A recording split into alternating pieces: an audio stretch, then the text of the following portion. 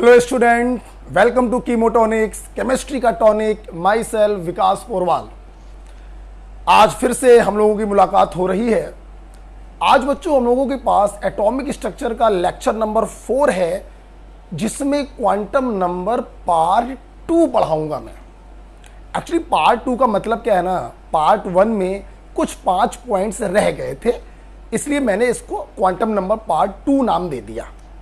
ठीक है, इस वीडियो को देखने से पहले ध्यान रखिएगा कि एटॉमिक स्ट्रक्चर के जो 3 लेक्चर्स थे, लेक्चर 1, लेक्चर 2, लेक्चर 3, उसे अच्छे से देख लेना, नोट्स बना लेना, फिर आज के लेक्चर को देखना।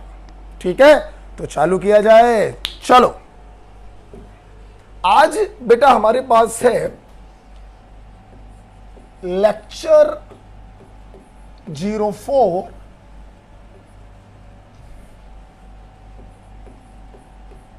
Lecture number 04, that is quantum number part 2। कुछ पॉइंट रह गए थे पार्ट 1 में, वीडियो ज़्यादा लेंथी ना हो जाता, इसलिए मैंने कुछ पॉइंट को पार्ट 2 के लिए छोड़ दिया था। तो आइए बच्चों डील करते हैं। पार्ट 1 में आप लोगों ने मुझसे पढ़ा था quantum number are the address of electron. ये मुझे बताते हैं कि एटम के अंदर जो ढेर सारे इलेक्ट्रॉन होते हैं वो किस सेल को बिलोंग करते हैं, सेल की किस सब सेल को बिलोंग करते हैं, सब सेल के किस ऑर्बिटल को बिलोंग करते हैं, और ऑर्बिटल में ऊपर की तरफ है या नीचे की तरफ है। इसीलिए क्वांटम नंबर 4 प्रकार की होती हैं। प्रिंसिपल क्वांटम नंबर जो सेल के बारे में बताता है, साइज के बारे में बताता है, एनर्जी के बारे में बताता है। एजीमुथल क्वांटम नंबर जो सबसेल के बारे में बताता है, शेप के बारे में बताता है। मैग्नेटिक क्वांटम नंबर जो ऑर्बिटल के बारे में बताता है, ओरिएंटेशन के बारे में बताता है, मैग्नेटिक बिहेवियर के बारे में बताता है। और लास्ट भी स्पिन क्वांटम नंबर जो मुझे बताता है कि इलेक्ट्रॉन ऊपर की तरफ देख रहा है या नीचे की तरफ देख रहा है। ढेर सारे सवाल भी हम लोगों ने किए थे। ठीक है, अब मैं चालू करने जा रहा हूं पार्ट 2। सब सही चल रहा है? ओके बच्चों, आइए। इस पार्ट 2 में हम लोग को पढ़ने हैं फ्यू पॉइंट। मैं 6 पॉइंट आपको पढ़ाऊंगा, एक मैंने बढ़ा दिया है point. Point number 1, point number 1 है बच्चों, कभी कभी हमारे सामने क्वेश्चन आते हैं maximum number of electron. Question क्या होता है? मैक्सिमम नंबर ऑफ इलेक्ट्रॉन बताइए। कहां बताना है भाई? हमें मैक्सिमम नंबर ऑफ इलेक्ट्रॉन बताने हैं। सेल के अंदर कितने हो सकते हैं, किसी पर्टिकुलर सबसेल के अंदर कितने हो सकते हैं, और किसी ऑर्बिटल में कितने हो सकते हैं। तो आइए, पहला पॉइंट है मैक्सिमम नंबर ऑफ इलेक्ट्रॉन। इसमें 3 बातें करेंगे। पहली बात है इन ए सेल। सेल मतलब ऑर्बिट, जो न्यूक्लियस के चारों तरफ गोल गोल बना देते हैं। इंग्लिश के कैपिटल लेटर से डिनोट करते हैं KLMNO। ठीक है, तो किसी पर्टिकुलर सेल में मैक्सिमम कितने इलेक्ट्रॉन भरे जा सकते हैं? The answer is dear 2n², जहां पर n का मतलब है कौन सी सेल की आप बात कर रहे हैं, पहली, दूसरी या तीसरी। जैसे मैंने बोला K सेल में मैक्सिमम कितने इलेक्ट्रॉन भरे जा सकते हैं। K सेल का मतलब बच्चों पहली सेल, n की वैल्यू कितनी हो गई? 1। तो maximum electron in first shell is equal to 2n², that is 2। कहने का बच्चों मतलब क्या हुआ कि अगर मान लीजिए ये न्यूक्लियस है, तो न्यूक्लियस के चारों तरफ ये जो पहली सेल आपने बनाई है, इसमें आप कितने इलेक्ट्रॉन भर सकते हैं? मैक्सिमम 2 से ज्यादा नहीं भर सकते हैं।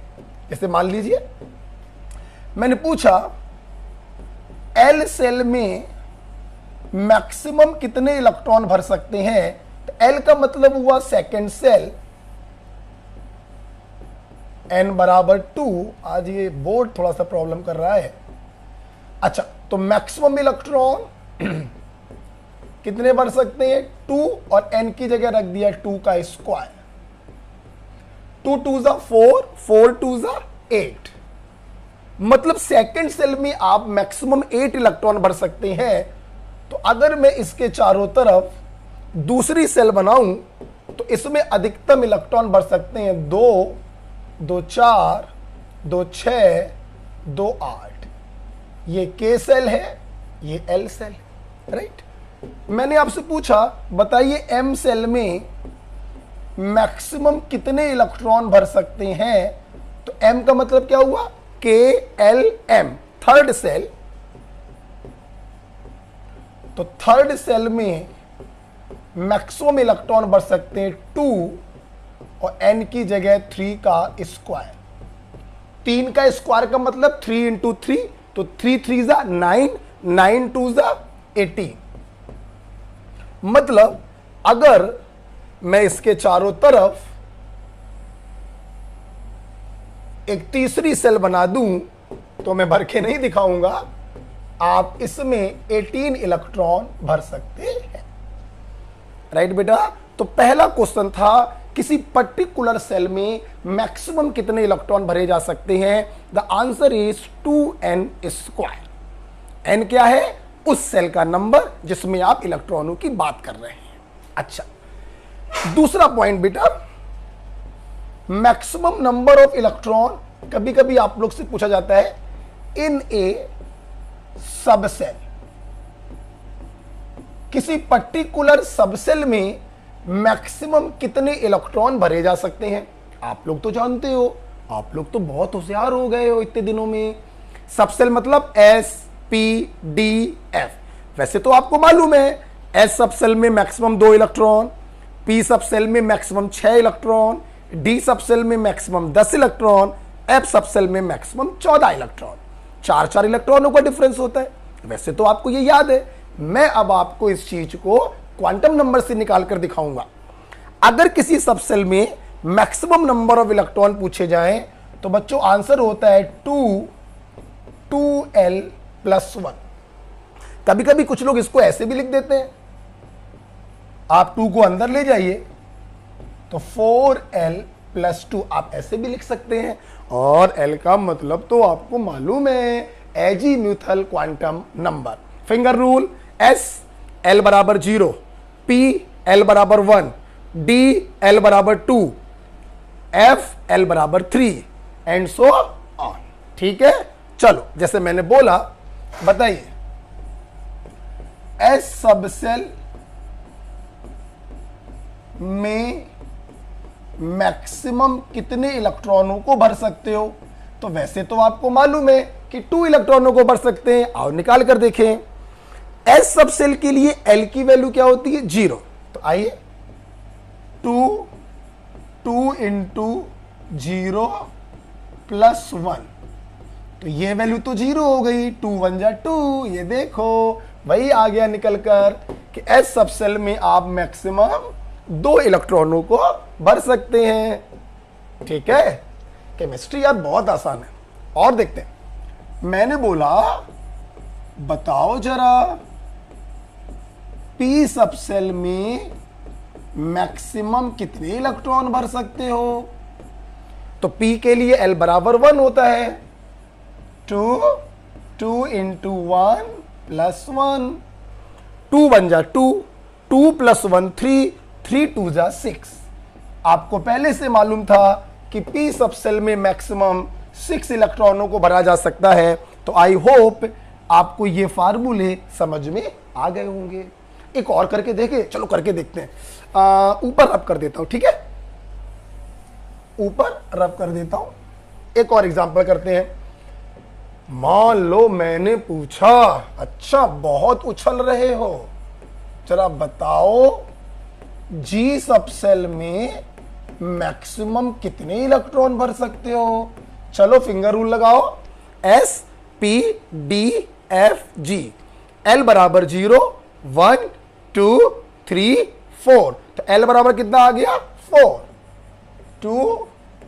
2 इंटू 4 प्लस 1, 4 2 जा 8, 8 और 1 9, 9 2 जा 18। ये देखो G सबसेल में आप मैक्सिमम 18 इलेक्ट्रॉन भर सकते हो। और आपको मालूम है 4 का डिफरेंस होता है।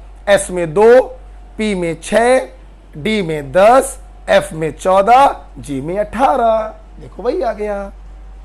ठीक है, चल अब हम लोग बात करेंगे तीसरा पॉइंट। इसी में सेल में हो गया 2n², सब सेल में हो गया 2, 12 + 1। इसी के नीचे आप लिखिएगा, जगह नहीं है मैं हटा दूं इसको, ठीक है, यहां इसको हटा देता हूं। ठीक है, अब मान लो इसका भी कोई यूज नहीं है। अब तीसरा पॉइंट कोई आपसे पूछे मैक्सिमम नंबर ऑफ इलेक्ट्रॉन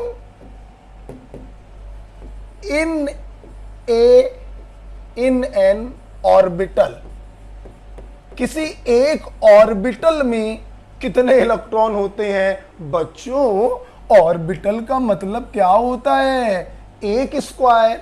अब ये स्क्वायर चाहे s का हो, चाहे p का हो, चाहे d का हो, चाहे f का हो, ये कोई भी ऑर्बिटल हो, आपको तो मालूम ही है पॉली एक्सक्लूजन प्रिंसिपल कहता है एक ऑर्बिटल में मैक्सिमम 2 इलेक्ट्रॉन भरे जा सकते हैं विद अपोजिट स्पिन। तो आंसर बच्चों हमेशा होता है ऑलवेज टू। एक ऑर्बिटल में अधिकतम 2 इलेक्ट्रॉनों को भरा जा सकता है, फिर वो ऑर्बिटल s का हो या p का हो या d का हो या f का हो, एक ऑर्बिटल में मैक्सिमम 2 इलेक्ट्रॉनों को भरा जा सकता है। अरे वाह, सब दिखाई पड़ रहा है। चल, तो पहला पॉइंट खत्म होता है कि maximum number of electron in a particular shell, KLMN formula use करोगे 2n²। Maximum number of electron in a particular subshell, SPDF कुछ भी पूछा जाए 2 ब्रैकेट में 2l + 1, राइट। और maximum number of electron in one orbital is always 2। फिर वो square चाहे s का हो, चाहे p का हो, चाहे d का हो। ठीक है, तो पहला पॉइंट खत्म होता है। अच्छा भाई, अब हम लोग जा रहे हैं दूसरे पॉइंट की तरफ। दूसरा बच्चों पॉइंट है very important point, orbital angular momentum.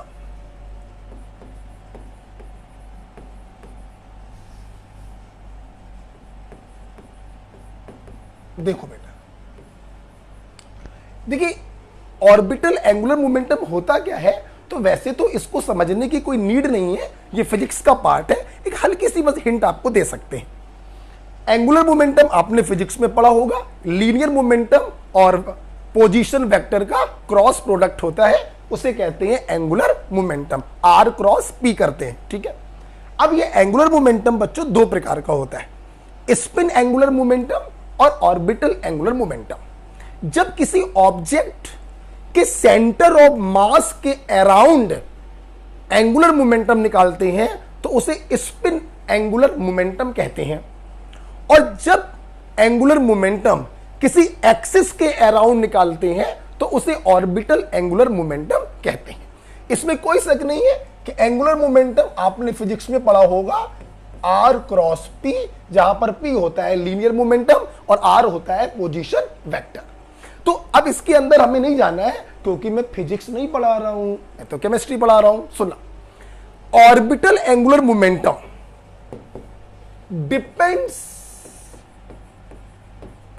depends only on value of L, that is only on type of subshell. ध्यान रखना बच्चों, ऑर्बिटल एंगुलर मोमेंटम जो होता है इसमें सेल का कोई रोल नहीं होता, प्रिंसिपल क्वांटम नंबर का कोई रोल नहीं होता। It is decided only and only by azimuthal quantum number, that is type of subshell. कि एस सबसेल में इलेक्ट्रॉन है तो L बराबर 0, P सबसेल में इलेक्ट्रॉन है L बराबर 1, D सबसेल में इलेक्ट्रॉन है L बराबर 2। तो कैसे निकालते हैं ऑर्बिटल एंगुलर मोमेंटम? बच्चों एक फार्मूला होता है √L, L + 1 और अंडर रूट के बाहर h/2π। ओके, ये याद होना चाहिए बच्चों, ये आपको याद होना चाहिए।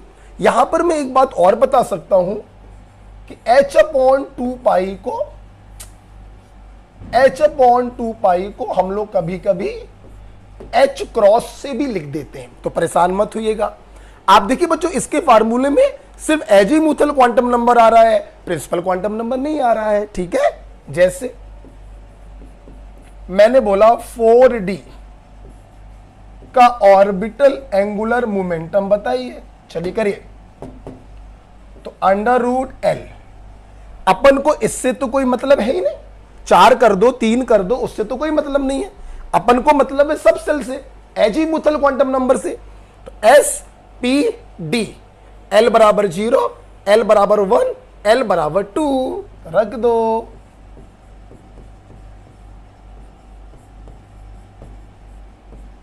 दो और एक 3, 3 दूनी 6, √6 H क्रॉस। राइट, मैंने आपसे पूछा, चलो बताओ 3p का ऑर्बिटल एंगुलर मोमेंटम क्या होगा। अच्छा, अपन को 3 से तो कोई मतलब नहीं है, आप 2 कर दो 4 कर दो, उससे कोई मतलब नहीं। अपन को p से मतलब है, p के लिए l की वैल्यू होती है 1, l प्लस 1 h अपॉन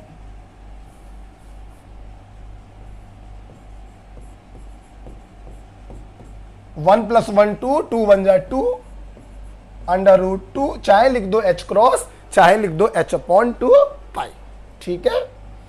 चलिए भाई, दूसरा पॉइंट भी हो गया, ऑर्बिटल एंगुलर मोमेंटम। ठीक है, चल अब हम लोग जा रहे हैं तीसरे पॉइंट की तरफ, आप स्क्रीनशॉट ले लिया करो। तीसरा पॉइंट बहुत अच्छे से देखिएगा, बहुत ही प्यारा पॉइंट है। देखिए, पहले लिखते हैं, for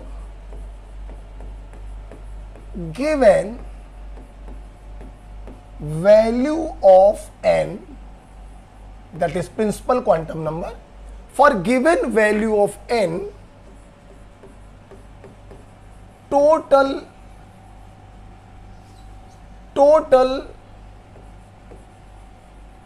values of L are, देखिए इसको पहले समझो, हम इसका किताबी फार्मूला तो आपको बता ही देंगे, पहले आप इसको समझने का प्रयास करिए। इस सेंटेंस का मतलब क्या है, आपने सुनो, पहले फील करो फिर बताऊंगा। देखो, for given value of n, n किसको बताता है, सेल को। मतलब आपको कोई सेल बोली गई कि पहली सेल, दूसरी सेल या तीसरी सेल, और आपसे पूछा गया कि उस सेल के लिए टोटल वैल्यूज ऑफ L का मतलब क्या। इसका मतलब एग्जामिनर ये चाह रहा है कि उस सेल के पास कितनी सब सेल है, ये एग्जामिनर आपसे कहना चाहता है। फिर सुनना, गिवन वैल्यू ऑफ n मतलब सेल के बारे में बताया गया, और टोटल वैल्यू ऑफ L आपसे पूछा गया, मतलब उस सेल के पास कितनी सब सेल है, ये आपसे पूछा जा रहा है। आप लोग कहोगे गुरुजी ये सब तो हम लोग पढ़ चुके हैं, जिस नंबर की सेल उसमें उतनी ही सब सेल। हाँ, हम उसी को प्रूफ करके दिखाने जा रहे हैं। जैसे आप क्या पढ़ चुके हो क्वांटम नंबर पार्ट 1 में, मैं उसको किनारे पर लिख के दे रहा हूं। ठीक है, आप पढ़ चुके हैं पहली सेल के पास सिर्फ एक सब सेल होती है 1s, दूसरी सेल के पास 2 सब सेल होती है s और p, 2s 2p, तीसरी सेल के पास 3 सब सेल होती है s, p और d, 3s 3p 3d,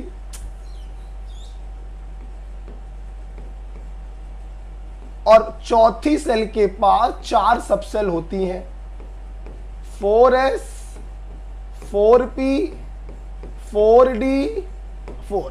ये आप लोग मुझसे पार्ट 1 में ही पढ़ चुके हो कि जिस नंबर की सेल उसमें उतनी ही सब सेल। आज मैं इसको आपको प्रूफ करके दिखाऊंगा with the help of this sentence कि n की वैल्यू अगर दी जाए और L की टोटल वैल्यूज पूछी जाए तो ध्यान रखना बच्चों, L बराबर होता है 0 to n-1। हाँ, देखो जरा, जैसे फील करो, फील करोगे तभी क्वांटम नंबर पे आपको कॉन्फिडेंस आएगा। अदरवाइज ये बच्चों को बहुत ही सरल लगता है, क्योंकि 11 से हम लोग पढ़ते हैं और कंपटीशन में कोई बहुत चेंज नहीं होता है, सब वही हम लोग भी पढ़ाते हैं। लेकिन जल्दीबाजी में क्वेश्चंस गलत हो जाते हैं, तो ध्यान से समझते हुए करिएगा। देखिए, मैंने बोला कि सेल में कितनी सब सेल है। फील करना बच्चों, आपको आंसर मालूम है, एक सब सेल होगी, दैट इज एस सब सेल। अब मैं इसको फार्मूले से निकालूंगा, फील करना। के सेल का मतलब हो गया n बराबर 1। कितनी सब सेल, तो कितनी सब सेल का मतलब है एग्जामिनर पूछ रहा है L की वैल्यूज कितनी होंगी, तो आपने लगा दिया फंडा अपना कि L बराबर होगा 0 to n-1, that is 0। L की सिर्फ एक वैल्यू आ रही है, दैट इज 0। मतलब पहली सेल के लिए L की सिर्फ एक वैल्यू है, मतलब पहली सेल के पास सिर्फ एक सबसेल होगी और उस सबसेल का नाम होगा S सबसेल। पहली की सबसेल है तो 1 लगा दी। ये देखिए प्रूफ हो गया। जो चीज आप पहले से पढ़ते हुए आए हैं वो इसकी हेल्प से मैं प्रूफ कर रहा हूं। के सेल में कितनी सबसेल होंगी, तो n की वैल्यू 1 दी गई है और L की टोटल वैल्यू पूछी गई है, तो L बराबर 0 to n-1, मतलब L बराबर 0। तो पहली सेल के पास L की सिर्फ एक वैल्यू है, दैट इज 0। तो कौन सी सबसेल होगी, S सबसेल। 1 सिर्फ ये बता रहा है कि ये पहली सेल की सबसेल है। एक एग्जांपल समझ में आया? चलो एक एग्जांपल और करते हैं इसी के ऊपर। मैंने पूछा L सेल में कितनी सबसेल। मालूम है सबको 2 सबसेल होंगी, S और P। अब मैं उसको प्रूफ करने जा रहा हूं इस फार्मूले से। देखना, L सेल का मतलब दूसरी सेल, कितनी सबसेल, तो कितनी सबसेल का मतलब है एग्जामिनर आपसे L की वैल्यूज चाह रहा है। आइए करते हैं। तो L बराबर 0 to n-1, दैट इज 0,1। आप देखिए, मतलब सेकंड सेल के लिए L की 2 वैल्यूज आ रही हैं, एक 0 और एक 1। मतलब सेकंड सेल के पास 2 सबसेल पॉसिबल हैं, एक L बराबर 0 दैट इज S और एक L बराबर 1 दैट इज P। तो दूसरी सेल की सबसेल है तो 2S 2P। ये देखिए बच्चों, हमने प्रूफ करके आपको दिखाया कि दूसरी सेल के पास 2 सबसेल होती हैं। पहले आपने इस चीज को रटा था अकॉर्डिंग टू सोमरफील्ड कॉन्सेप्ट। आज आपको इस फार्मूले की हेल्प से हम प्रूफ करके दिखा रहे हैं। आप देख सकते हैं। ओके, ये दूसरा एग्जांपल था।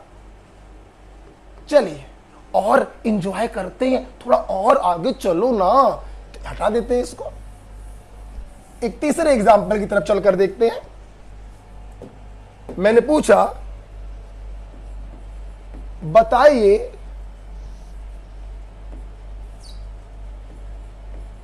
M सेल में कितनी सबसेल। ये मैंने पूछा।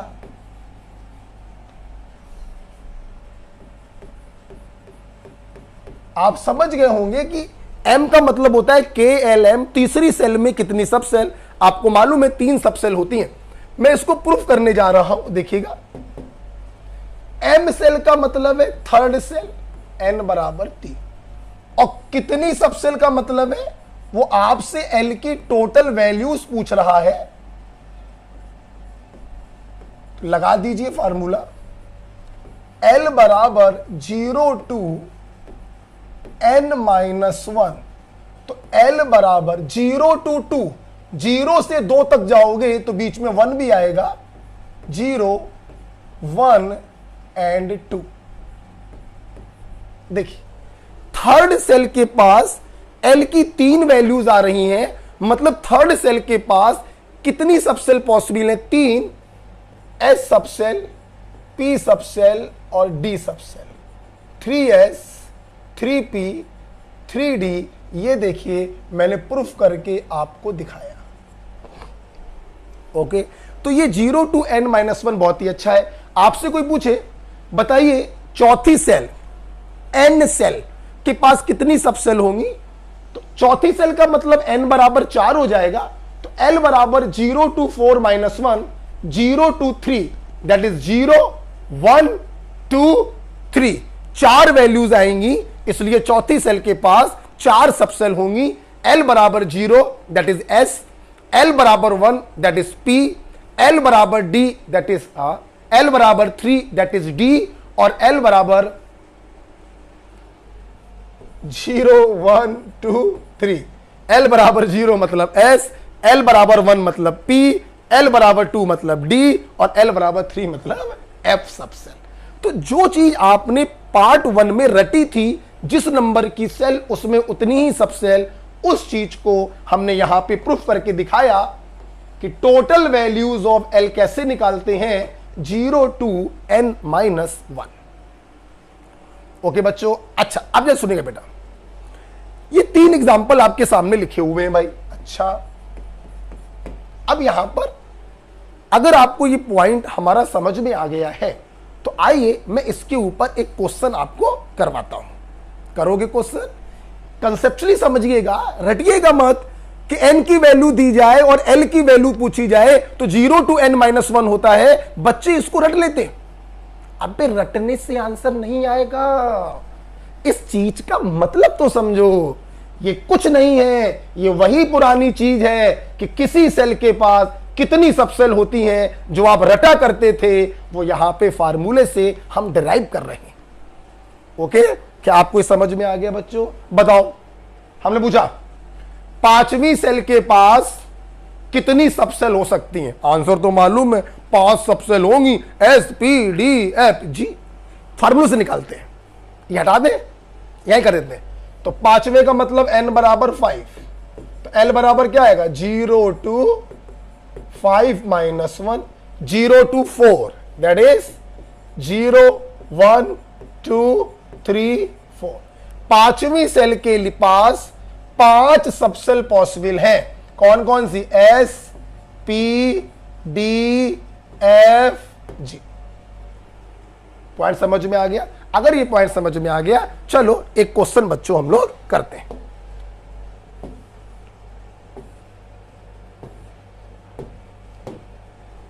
बहुत ही बढ़िया टॉपिक है क्वांटम नंबर। ये क्वेश्चन देखिए, नीट IIT दोनों में आ चुका है। देखिए, which set of quantum number is wrong. आपको प्रिंसिपल, एजीमुथल, मैग्नेटिक और स्पिन क्वांटम नंबर की वैल्यू दी गई है 3 ऑप्शंस में। आपको बताना है इनमें से कौन गलत है। सुनो, जिन्होंने क्वांटम नंबर पार्ट 1 पढ़ा है वो जानते हैं, हम लोग क्वांटम नंबर हमेशा सीक्वेंस में डील करते हैं। पहले प्रिंसिपल, फिर एजीमुथल, फिर मैग्नेटिक और फिर स्पिन। ठीक, अब देखें, चलो। इन्होंने बोला n बराबर 3 तो L बराबर भी 3 होगा। ये तो गलत बात हो गई। अभी अभी आपने पढ़ा था, अगर n बराबर 3 है तो L बराबर 0 to 3 - 1 दैट इज 0 to 2। मतलब अगर n बराबर 3 है तो L की वैल्यू तो 3 होंगी, लेकिन किसी का भी मैग्नीट्यूड 3 नहीं हो सकता। 0 होगा, 1 होगा, 2 होगा, L बराबर 3 नहीं हो सकता। मतलब n का मैग्नीट्यूड और L का मैग्नीट्यूड बराबर नहीं हो सकता। L की वैल्यूज बराबर होंगी कि n बराबर 3 तो L बराबर भी 3 होगा, लेकिन इनके मैग्नीट्यूड होंगे 0 1 2। इसलिए ये पॉइंट बच्चों यहां पर गलत हो गया। आगे जाने की जरूरत ही आपको नहीं है, यहीं पर गलत हो गया। n बराबर 3 तो L की वैल्यू तो 3 होंगी, लेकिन किसी का भी मैग्नीट्यूड 3 नहीं होगा। दे आर 0 1 2 3 नहीं हो सकता है।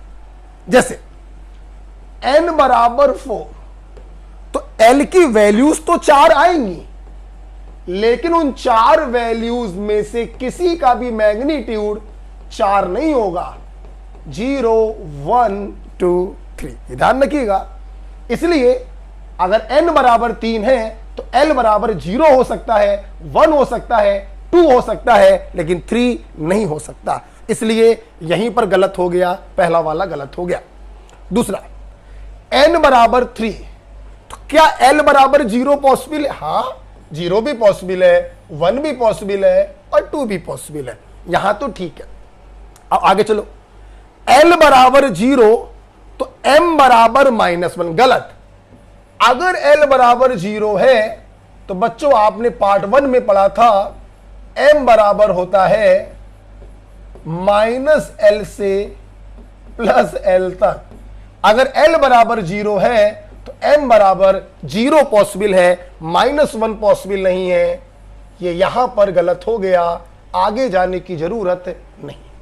हमेशा ध्यान रखिए, क्वांटम नंबर सीक्वेंस में डील करी जाती हैं। जिसने ये समझ लिया, क्वांटम नंबर उसके लिए खत्म हो गया। राइट, गलत हो गया। आगे बढ़ते हैं। n बराबर 4, अच्छा, तो l बराबर 2 बिल्कुल होगा। n बराबर अगर 4 है तो l 0 हो सकता है, 1 हो सकता है, 2 हो सकता है, 3 हो सकता है, 4 नहीं हो सकता है। 2 लिखा है, ठीक है, कोई प्रॉब्लम नहीं। अच्छा, l बराबर 2 तो m बराबर +2 बिल्कुल हो सकता है। l बराबर अगर 2 है तो m बराबर -2 से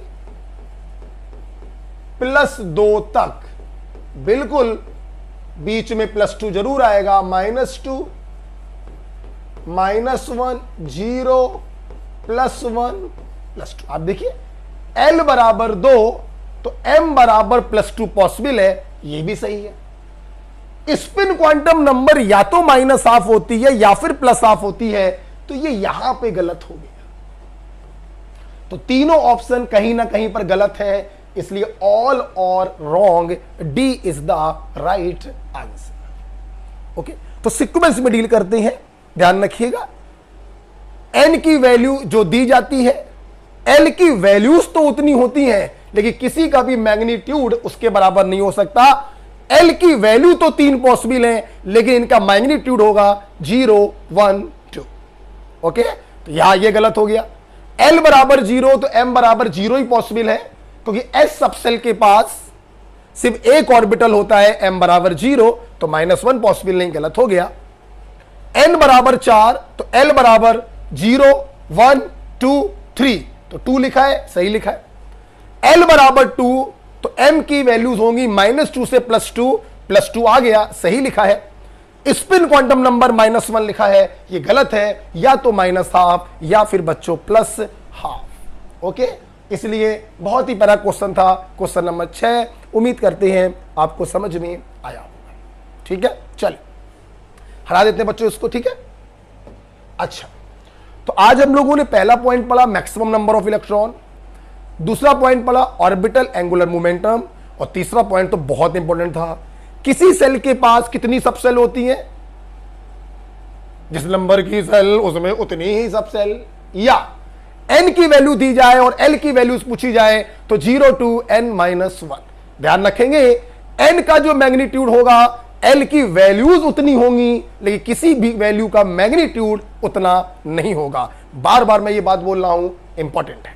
राइट बच्चों, 3 के बाद हम लोग 4th पॉइंट पढ़ने जा रहे हैं। 4th पॉइंट बच्चों मैं यहां पे आपको पढ़ाऊंगा n+l रूल। अरे यार, ये लिखने में समय ले लेता है। n+l रूल, ये क्या रूल है? अरे कुछ नहीं यार, extended version of Aufbau principal.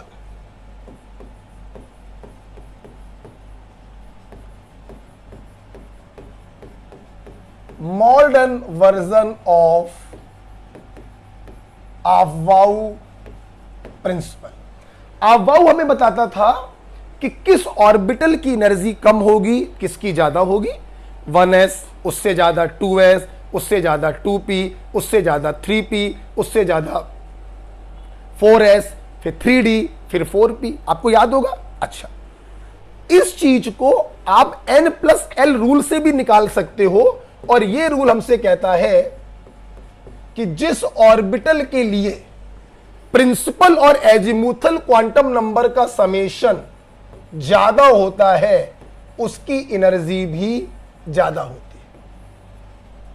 आप सोच रहे होंगे कि अगर n+l की वैल्यू सेम आ जाए तो क्या करेंगे।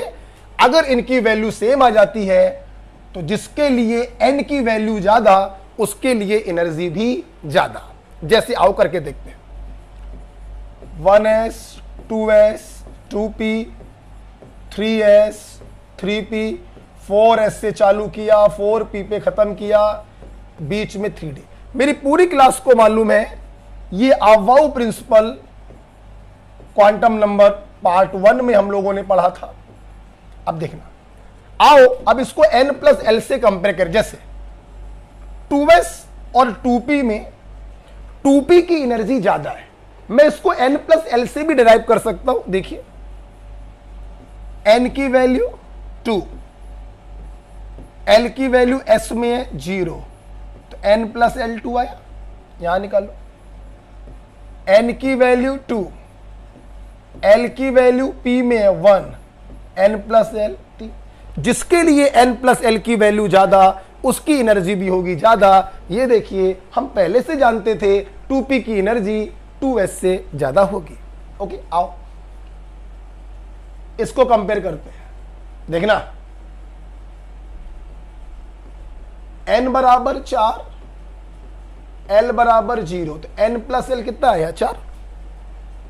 इसके लिए देखो n बराबर 3, l बराबर 2, तो n+l कितना आया 5।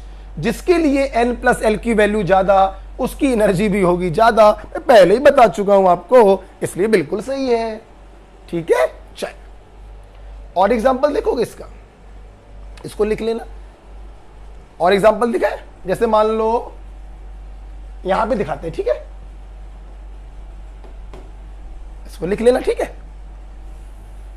अब मान लो मैंने आपको एग्जांपल दिया, बताओ 4f और 5d में किसकी एनर्जी ज्यादा। वैसे मेरे बच्चे पहले से जानते हैं 5d की एनर्जी ज्यादा होगी, आपको पहले से मालूम है। करके देखते हैं। देखो n बराबर 4, l बराबर f, s p d f 0 1 2 3 7। इसलिए देखो n बराबर 5, l बराबर, यो दोनों की वैल्यू बराबर आ गई। अगर वैल्यू बराबर आ जाती है तो हम लोग n की वैल्यू से कंपेयर करते हैं, जिसके लिए n की वैल्यू ज्यादा उसके लिए एनर्जी भी ज्यादा। ओके, सिंपल लग रहा। चल और करोगे, और कर लो, जो चाहो कर लो। चलो मान लो 7s और मान लो दे दिया 6p। चलो कंपेयर करो, n बराबर 7, l बराबर 0, तो n+l कितना आ गया 7। n बराबर 6, l बराबर 1। ओहो, यहां पर भी बराबर आ गए। अगर बराबर आ गए तो n की वैल्यू से कंपेयर करेंगे, जिसके लिए n की वैल्यू ज्यादा उसकी एनर्जी होगी ज्यादा। Okay, so this is simple n+l। बच्चों मैं किसी भी स्टूडेंट को n+l रूल लगाने को कहता ही नहीं, क्योंकि मैंने इतनी अच्छी टेक्निक आपको पढ़ा रखी है। s से शुरू करो, p पे खत्म करो, बीच में एक कदम पहले का d और 2 कदम पहले का f। तो जिसने मुझसे अवाउ प्रिंसिपल पढ़ा हुआ है उसको n+l रूल की कोई जरूरत नहीं। पढ़ाना इसलिए पड़ता है कि मान लीजिए कभी एग्जाम में n+l पर ही क्वेश्चन आ जाए तो आप उसको कर सकें।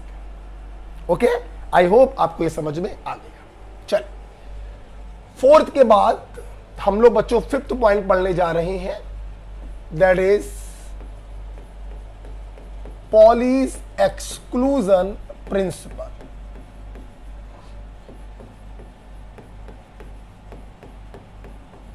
आप लोग सोचोगे सर ये तो आप पढ़ा चुके हैं पार्ट 1 में। हाँ, पढ़ा तो चुका हूं, वहां पे मैंने इसका सिर्फ एक स्टेटमेंट पढ़ाया था, लेकिन इनके दो स्टेटमेंट होते हैं। आइए देखते हैं। पहला स्टेटमेंट था जो आप पढ़ चुके हो, one orbital that is square, one orbital can accommodate maximum 2 electron with opposite spin, है ना। एक ऑर्बिटल में, एक स्क्वायर में अधिकतम 2 इलेक्ट्रॉन रह सकते हैं विद अपोजिट स्पिन। ये पॉली एक्सक्लूजन प्रिंसिपल का पहला स्टेटमेंट है जो आप लोग पढ़ चुके हैं। अब देखते हैं इसका दूसरा स्टेटमेंट क्या है। लिखेंगे no 2 electron in an atom can have same value of all 4 quantum number. हाँ, ये दूसरा स्टेटमेंट है। देखो, किसी एटम के अंदर ढेर सारे इलेक्ट्रॉन्स होते हैं एटॉमिक नंबर के बराबर। कैल्शियम का एटॉमिक नंबर 20, तो इसके अंदर 20 इलेक्ट्रॉन होंगे। पॉली एक्सक्लूजन प्रिंसिपल कहता है इन 20 इलेक्ट्रॉनों में कोई भी 2 इलेक्ट्रॉन आप चूज कर लो, इनकी चारों क्वांटम नंबर बराबर नहीं हो सकती। n बराबर हो गया, l बराबर हो गया, m बराबर हो गया, तो s डिफरेंट होगा।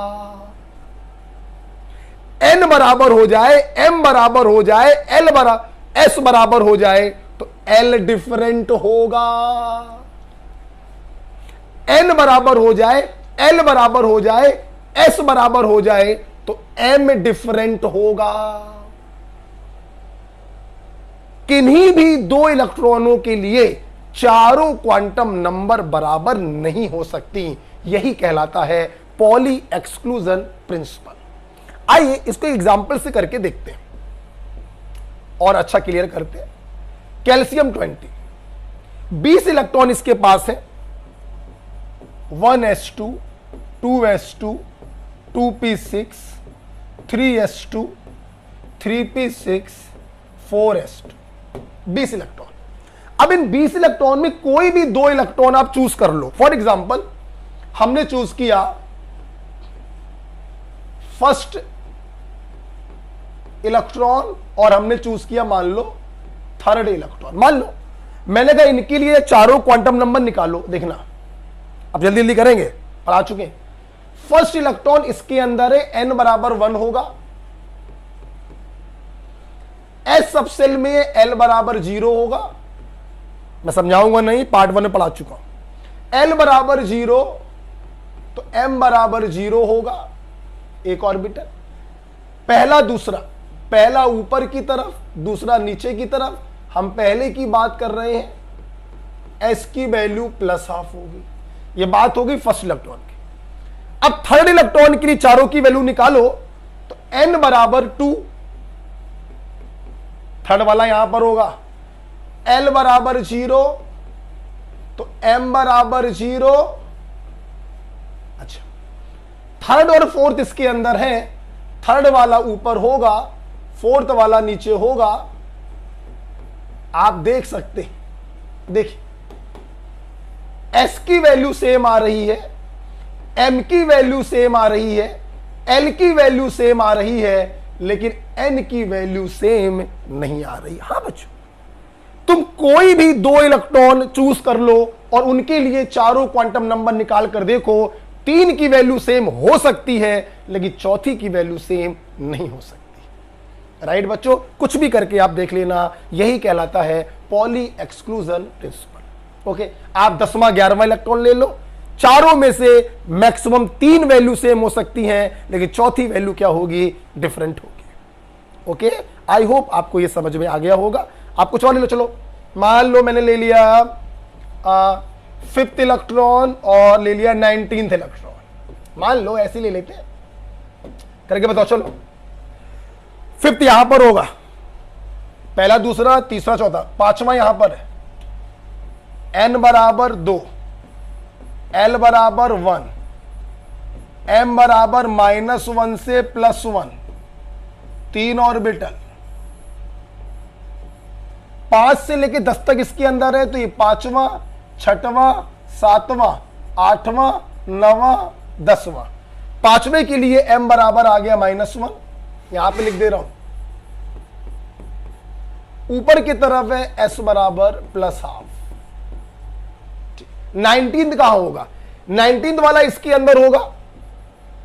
n बराबर 4, l बराबर 0, m बराबर 0।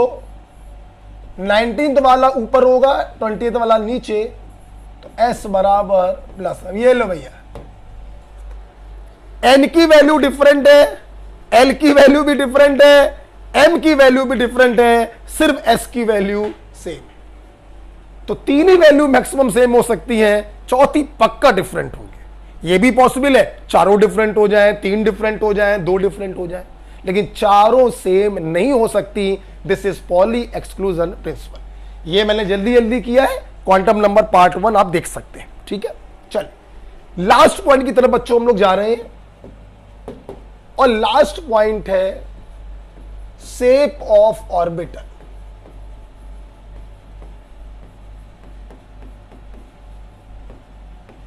आइए देखते हैं शेप ऑफ ऑर्बिटल। जैसे एस ऑर्बिटल, एस स्मॉल बनाते हैं बच्चों। एस ऑर्बिटल जो होता है ये स्फेरिकल होता है। स्फेरिकल का मतलब लाइक दिस। ओके, बात करें पी ऑर्बिटल, पूरी क्लास को मालूम है पी ऑर्बिटल 3 होते हैं, पी एक्स, पी वाई और पी जेड। और बच्चों तीनों की शेप सेम होती है, डंबल शेप होती है। जो बॉडी बनाने वाला डंबल होता है उस आकार का होता है। ये देखिए, ऐसे ही पी एक्स होगा, सेम पी वाई होगा, सेम पी जेड होगा। ठीक है, बात करेंगे बच्चों डी ऑर्बिटल की।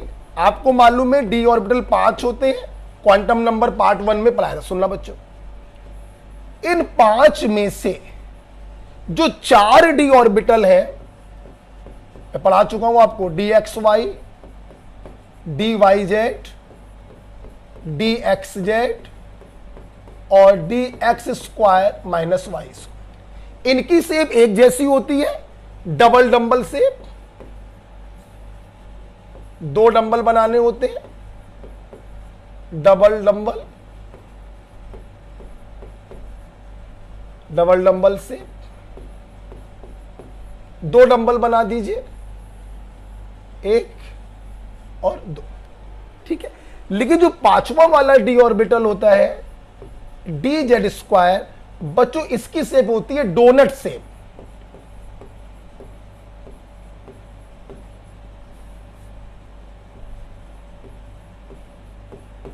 डोनट शेप होता है। आपने, ये अमेरिकन फूड है डोनट, आपने देखा होगा। डोनट गोल गोल सा होता है और बीच में छेद होता है उसके, ऐसे लाइक यू नो, ऐसे बीच में छेद होता है।